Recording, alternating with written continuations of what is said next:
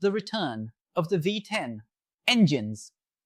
That sound that sent shivers down your spine, which first appeared in Formula 1 in 1989 with Williams-Renault, and after 1996 dominated the grid until 2005. That's it. There are those who want it, and there is the possibility, or at least the attempt, to bring them back to Formula 1. But to what extent is this just the bluster of a FIA president seeking re-election, and to what extent does he have the support and encouragement of Formula 1 itself in exchange for backing in the said vote, because the category might be interested in this, aiming for one ball to hit another, just like in snooker? And what is the role of the manufacturers in this story? Each of them wanting something different, because there are people in favor, people against, people who haven't even joined yet, like Audi, and might decide to leave. And none of the solutions so far possible and envisaged pleases 100% of those interested, including us. Indeed. That's what we're going to talk about today on Splash and Go. Let's go.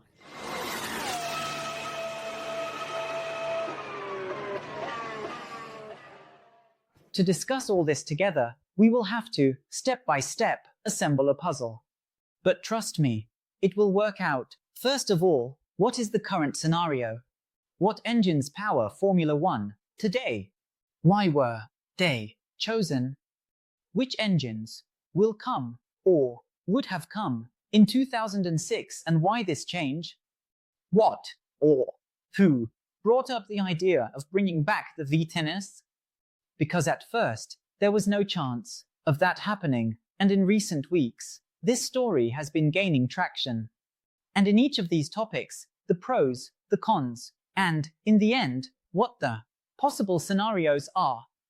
As Jack the Ripper would say, let's take it step by step. Remember that many of the things I'm going to talk about here I explained in more detail in the video about the engines, so perhaps, if something is missing, you can watch it there. These videos complement each other. The current Formula 1 engines are not purely combustion engines. They are hybrid engines with two energy recovery systems. That's why the set is called a power unit.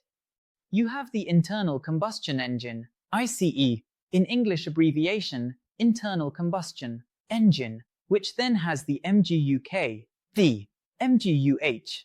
Each of these systems recovers energy in a different way. The MGUH is driven by the engine's exhaust gas and a turbine, which then, with its movement, converts kinetic energy into electrical energy. Meanwhile, the MGUK recovers energy from braking, stores it in a battery, and these two systems power the electric motor, which assists the car in acceleration, and also helps to develop more speed on the straights. These engines are V6, 6 cylinders, 3 on each side, thus working with a 1.6-liter displacement, the cubic capacity of these cylinders. It's worth watching the sub-engines video to understand this whole story. They rev in qualifying configuration at around 14 to 15,000 RPM, and in races somewhere between 9 and 11, depending on the regime. They are powered by a mixture of 90% high-octane petrol and 10% ethanol. This traditional internal combustion engine has roughly between 750 to 800 horsepower. To this engine, we then add the electric one, which has a power limit of 120 kilowatts, roughly 160 horsepower, bringing the total to nearly 1,000 horsepower. Nearly, because we don't know the exact power from any of the manufacturers. This data is confidential. Why were these engines chosen for Formula 1 and have been in use from 2014 until the end of this year, 2025? Well, it wasn't the first time that Formula 1 had some type of electrification. Hold on, I'll explain this story shortly. Helping to push the cars, because back in 2009, remember, they had already created the KERS. Remember the KERS? KERS was the acronym in English for Kinetic Energy Recovery System. Basically, the story of the MGUK. I point backwards because it acts on the rear brakes. In the years leading up to the arrival of hybrids in 2014, Formula One and the FIA were discussing with manufacturers what type of engines they would have for this new era. A lot of discussion took place, and, at that time, Formula One was concerned. It was experiencing its worst moment. There were only 3 engine suppliers interested in entering this new era: Ferrari, Mercedes, Renault. Ferrari had been in Formula One from the beginning. Mercedes had returned since 1995, but had already been out of motorsport in general for a good 40 years after the tragic accident at Le Mans in '58. And Renault?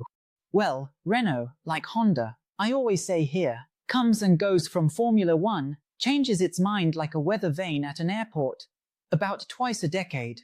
So they thought, at some point, we run the risk of becoming a category with just 1 or 2 suppliers. We need to do something to attract new manufacturers, especially because after these engines came into effect, back in 2014, Formula E appeared and, at a certain point, Formula E had far more manufacturers interested than Formula One. If it's the manufacturers who foot the bill, let's give the manufacturers what they are interested in developing. That was the tone of the conversations leading up to 2014, and the manufacturers were interested in hybrid engines, developing energy recovery systems, turbo, batteries, and so on. Smaller engines with greater energy efficiency. We'll talk about that as well, with systems that recover energy and reduce the reliance on fuel combustion. Let's then quickly talk about energy efficiency. The internal combustion engine, through the movement of pistons that comes from the explosion occurring inside the cylinders, generates a movement that is then transformed by the gearbox, which makes your car move forward. This entire mechanism throughout the process has many losses. It is estimated that the average efficiency of a car is between 20 and 30%, depending on the car, the engine, and the fuel used. In other words, out of 100% of the energy consumed from burning the fuel, only 20 to 30% actually becomes movement. The rest is lost along the way due to friction between components and internal energy loss, because the engine also has to drive the alternator, the oil pump, the water pump, and so on. In short, there are a series of losses, and this is not a video to explain that kind of thing. Energy recovery systems increase this efficiency. That's why, since 2014, Formula One cars burn 40% less fuel per hour on the track and perform the same task, travel at the same speed, and so on. Oh, Rodrigo, but the car isn't that fast. It's fast. How fast? The stabilized image camera has done a huge disservice by making people think the cars are slow. But there's the stopwatch. That doesn't let us lie. Compare last year's pole time at Interlagos with Schumacher's pole time in 2004, and so on. I don't even know if it was Schumacher who got the pole in 2004 at Interlagos. I think it was Barrichello, but anyway, you get my point. In general terms, they do the same job, consuming 35 to 40% less. And that's how it is. Well then, back in 2014, this Formula One that is still in effect today was born, and it was already electrified. Ah, Rodrigo, electrification, the electric motor, Nutella, Formula E. Look, electrification doesn't mean an electric motor. Electrification has already happened because internal combustion engines work together with electric motors. And the electric motors are charged by recovering energy from braking and the heat from the turbo. So, we already have electrification. They were chosen because the manufacturers were aiming for these targets. Why? Because if my car uses less fuel than the competitor's car, I will say that in the advertisement, and I will sell more. Except for racing cars, and even for them, we mere mortals, who need to go from point A to point B and so on. And here I'm talking about delivery drivers, Uber drivers, me, going to my parents' house in the countryside, and so on. We obviously prefer a car that does, instead of 7, 8 kilometers per liter, one that does, I don't know, 19. The difference? It comes in the wallet. And for those aiming to sell millions of cars to millions of consumers, the argument of with my car, you cover the same distance with less money and fewer liters of fuel, always wins. But when the hybrid engine regulations came into effect, Formula One quickly realized it had made the right decision because, in 2015, Honda appeared, having been out of Formula One since 2008. As I mentioned, there's the proof, twice a decade, Honda and Renault come and go. Sometimes they return before they've even left, as is the case now with Honda. Then Formula One continued discussions with the manufacturers and realized that the new regulations, the ones that would come now, needed to progress in electrification so that it wouldn't miss the boat in history. Because if it remained only with the electrification established in 2014, another category could emerge. Spoiler, it already has. The World Endurance Championship, which would offer a broader field of research. Saying here you can go further in electrification, here you can research more. And the WEC started to grow significantly, and Formula One thought, I need to do something then to stay at the forefront. Manufacturers, come here, what do you need? And then the manufacturers said, we want a step forward in electrification. The regulations for 2026 were then considered. These, at the time of recording this video, the 8th of April 2025, are expected to come into effect. We will talk about it shortly. Still a V6 turbo hybrid engine, but without the MGUH, the one from the turbo, which was too complex.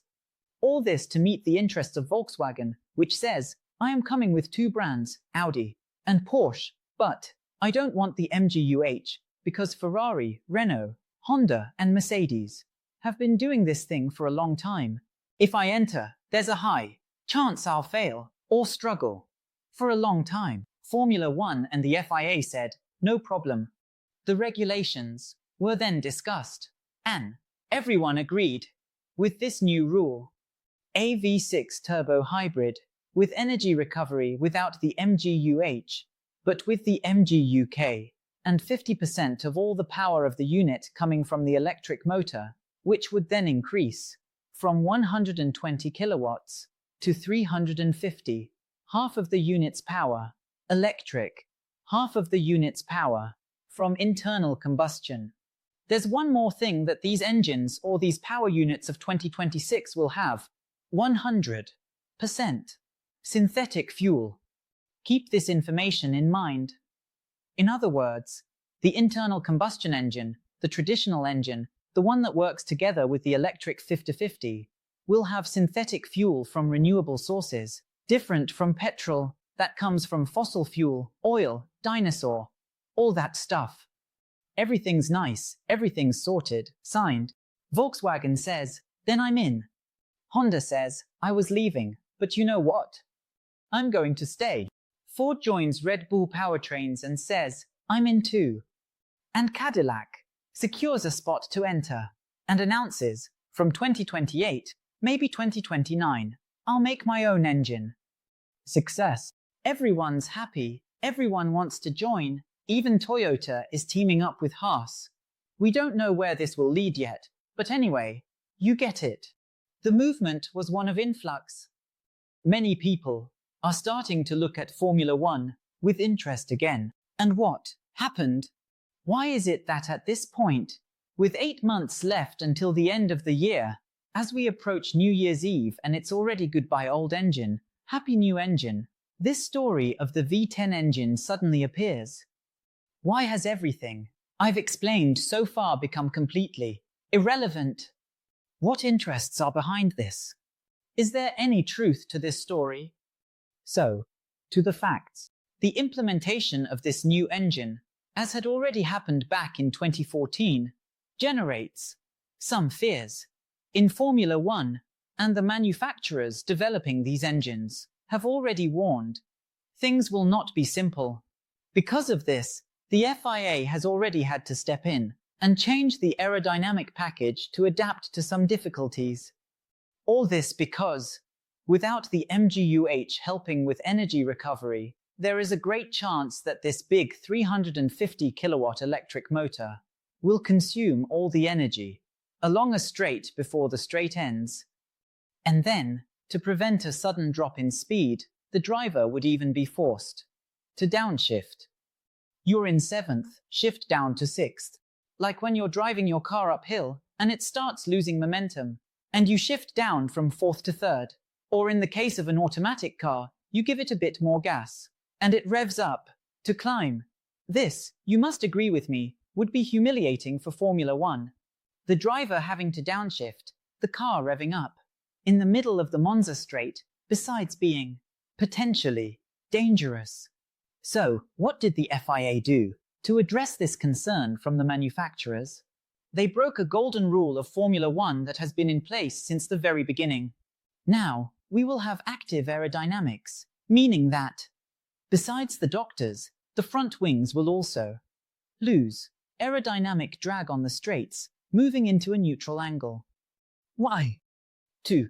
By eliminating or greatly reducing the drag, decrease the chance of the energy running out before the end of the straights, which, as I mentioned, would be somewhat humiliating for Formula One.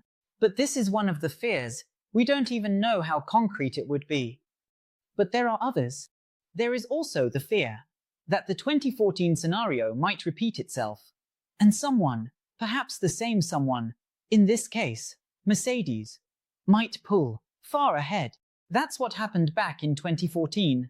Mercedes got it so right that not only they, but one of their customers, Williams, was at the front. Mercedes was the constructors' champion, and Williams, who was at the back, came third. Remember, Felipe Massa and Bottas even made it to the podium. Ferrari and Renault suffered a lot. They struggled in 2014, a bit less in 2015, a bit less in 2016, and Ferrari only really got into the race in 2017 and 18. But we don't know how true that was, because remember, in 2019 they discovered a rather odd engine, right? Exactly. Suspicion. I've already talked about this engine in this video here, link in the description, but there's more. Besides the first reason, the energy being depleted in the middle of the straights, there's a second reason, the fear that someone might come along and sweep the board. There's a third reason, the technical difficulty and the immense expense that these engines are already causing. Ferrari, Mercedes, Red Bull powertrains, and Honda with Aston Martin are spending a fortune to make this work, and Audi as well. It's always good to remember that Audi only came to Formula One because of this regulation, and officially hasn't even entered yet. They own Sauber, which currently races as Sauber, powered by Ferrari engines. But next year, if the scenario persists, they would come with their new engine, and are, just like the others, spending a fortune. Some estimate it to be between 120 to 150 million euros. This is the current scenario. This is the snapshot of the moment, as I mentioned, on the 8th of April 2025. And then the FIA scheduled a meeting for the weekend of the Bahrain Grand Prix. Before the publication of this video, hopefully we won't have to change it midway, to discuss with the teams and especially with the engine manufacturers scenarios for the return of the V10. But this regulation is already signed. All the manufacturers for 2026 are already committed and spending. So, what on earth happened? Some hypotheses are on the table. Mohammed Ben Sulayem, the current president of the FIA, is seeking re-election. He has been clashing with Formula One for different reasons, 2022, 2023, 2024, now also 2025, and suddenly, he has calmed down. What could be happening? Why did he decide to bring this up? And why did Stefano Domenicali, CEO of Formula One, suddenly start talking about V10s. I am one of those who said here, and the post is published there, it shouldn't happen, as the interest of those who develop technology is not to go backwards. V10 engines are not the future. Oh, DM, but with 100% synthetic fuel from renewable sources, couldn't we have a beautiful, marvelous, and noisy V10, powered by ethanol or something like that?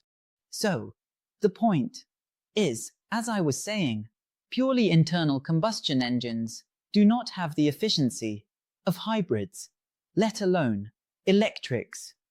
No, I'm not saying that electric cars are the future of Formula One, but electrification, which I just explained, is different from electric and is already a present reality. Why would manufacturers abandon the current engines that have around 44% efficiency, which is the highest ever achieved in history, to go back to 20, 30, maybe 35% of pure internal combustion? What purpose would that serve for road cars? So, some reasons might be on the table. Firstly, why did 𝘾𝙤𝙥𝙮𝙧𝙞𝙜𝙤 decide to do this? Firstly, he wants to play to the crowd. The public will dislike him less if he brings back the V10s. But 𝘾𝙤𝙥𝙮𝙧𝙞𝙜𝙤, as we know, is not running for election as a ruler. He doesn't need our vote, right? There might be more to this than meets the eye. He might have negotiated something with 𝘾𝙤𝙤𝙤. I'll take the lead, you support me to achieve something that interests Formula One. Because once again, Formula One might be thinking long-term about trying to reduce the power of the manufacturers by encouraging simpler engines for the arrival of independent manufacturers, reducing their dependence on the giants. For example, in the past, we had Hart, Judd, Cosworth, and over time, they all fell behind and disappeared. One, because it became so expensive that only the financial power of giants like Mercedes, Ferrari, Renault, Peugeot, Honda, Toyota, BMW, etc. could withstand Formula One. Remember the 90s and 2000s? Exactly. Thinking about 20, 30 years from now, Formula One might be considering, it's great to have manufacturers, but it would be good not to rely solely on them, because in 2008, when we had the subprime crisis and the economy collapsed, overnight, 3 Americans decided to leave Formula One: BMW, Toyota, Honda. This could be one of the reasons. The other reason is the technical difficulty, and the one I think is less likely to be true, would be us, the public, the mere mortals, who miss the louder engines. The difference is clear when you went to a Formula One race during the V10 era, and even when the V8 was around, in the stands, my brother always said, it was hard to hear your own thoughts, because of the noise.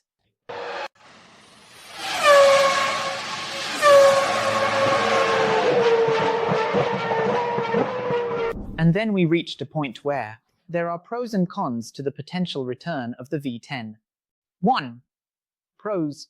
Obviously, the wonderful noise. Simpler and cheaper, these engines could attract independent manufacturers. That's true. But there are also cons. 1. Loss of technological relevance. Formula One could turn into a NASCAR, which doesn't develop any technological components. Is it a winning format? NASCAR works. Indy does too. But it's not Formula One. How far can you go in completely stripping a category of its character? Moreover, the same thing that is a pro can also be a con. Excessive noise. What do you mean? Remember that many races nowadays take place within cities, and bringing back the V10 engines to the middle of Miami, Las Vegas, Baku, Singapore, Monaco, etc. could indeed be a problem. Oh, Rodrigo, how absurd. These softies, these globalists, the environmentalists, and all the rest. It could cause issues. Don't say I didn't warn you. So, what are the scenarios on the table? Who is against? Who is in favor? Remember that sometimes the scenario changes a bit and someone who was against becomes in favor. But anyway, let's go. One option would be to postpone the 2026 regulations to a later date. Another would be to cancel it altogether. And another, at the moment, I imagine, the favorite, would be to keep everything as it is. If we postpone the 2026 regulations, what should be done, for example, with Audi? Because they don't have their own engines, and their contract with Ferrari ends at the end of this year. So, a new era comes, this team enters and they don't have engines. What to do? Oh, but can't they quickly make a new engine for this regulation? That will continue. No, they can't. Firstly, it is very expensive. Secondly, it takes years for this thing to work properly. Thirdly, one of the reasons for them entering is the new regulation, so they don't have to compete on unequal footing with the other manufacturers who have been developing something since 2012, 13, 14. If they cancel the regulation completely, again, what to do with Audi? Because one of the objectives of Formula One to reduce the individual power of each manufacturer was precisely to bring in more of them, reducing the strength of each one individually, so as not to be dependent on 3, as in 2014, and now indeed 5, 6, with the arrival of Cadillac, Mercedes, Ferrari, Honda, Red Bull powertrains with Ford, Audi next year, Cadillac, promised for 2028 and 2029. If Audi leaves, it's a step backwards. Or, will they force someone to lend them an engine? It could be a scenario. In any case, to make a change to the regulations at such short notice, the agreement of the FIA, Formula One, with Liberty Media, etc., and 4 of the 5 manufacturers is necessary. And that's a problem, because Audi, for obvious reasons, is against it. And Honda, which is spending a fortune along with Aston Martin to make the new engine for next year, is also against it. Ferrari is currently considered to be in favor. Ford with Red Bull powertrains, surprisingly, is also in favor. And Mercedes says they are open to discussing and seeing the available scenarios. What could then happen? Cancel, postpone, or maintain? If they cancel, they would extend the current engines until 2028, 2029, when they estimate there would be time to bring in a V10 engine. A naturally aspirated V10? I don't know. Some say it could be a turbo V10, or a V8, and perhaps still, with some energy recovery system. But why this sudden change? I haven't read it anywhere. I'm making an informed guess, based on everything that's on the table. The manufacturers might have been too eager in their push towards full electrification. In this case, turning cars into 100% electric vehicles, and several of them are already backtracking. Porsche, Volvo, and others are already taking some steps back, and returning to invest in internal combustion engines, obviously, more efficient ones, because apparently the fully electric future might not be for 100% of cars, perhaps not for 100% of journeys. But this is a supposition, and it's not even a topic for this channel, is it? This is the current scenario. No one knows what will happen. Anyone who says they know is lying. I tried to bring you the best snapshot of the moment, and the reasons that lead to discussions which may be purely electoral arguments. Or not. They could be indicative of a major change in direction that would then bring the magnificently noisy V10s back. Between the recording of this video and its publication on Tuesday, the 15th, Formula One will meet in Bahrain. Perhaps this video will need to change along the way, but anyway, we work with what we have. This was then another episode of Splash and Go on YouTube. I hope you enjoyed it. Leave a like, it's free, costs nothing, you know, it really helps the channel a lot. Do us a favor, do us a solid, and don't forget to leave us your hype.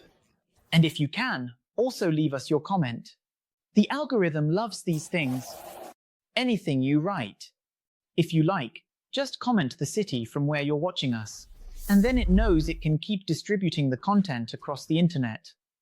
I always say here that we have an incredibly engaged community, and we have more likes, more comments, more hype than channels with 10, 15 times our number of subscribers. Why? Because we are the largest and best Formula One audience in Brazil. The numbers don't lie. I say this because whenever I ask you to leave a like, you do. Let me see it done. Do us a favor. It's free. It costs nothing. Leave a like. Thanks. And a big hug.